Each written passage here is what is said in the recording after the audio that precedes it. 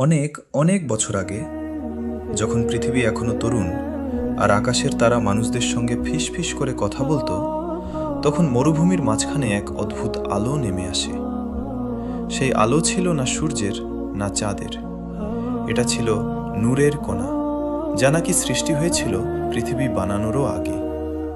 বলা হয়, এই নূর ছিল মহাবিশ্বের প্রথম স্মৃতি, যেখানে মানুষের প্রার্থনা আগেই জমা হয়েছিল, যদিও মানুষ তখনও সৃষ্টি হয়নি। এক রাতে মরুভূমির বুকে সেই নূর জমাট বাঁধাতে শুরু করে। বাতাস থেমে যায়, বালির ঢেউ স্তব্ধ হয়ে পড়ে। তারপর ধীরে ধীরে সেই আলো একটি ঘন কালো পাথরে রূপ নেয়। পাথরটি নিজের চারপাশে এক অদৃশ্য ঘর তৈরি করতে থাকে, যেন অদেখা হাত তাকে গড়ে তুলছে। এই ঘরটাই ছিল প্রথম কেন্দ্র, যেখানে পৃথিবীর সব দিক এসে মিলবে।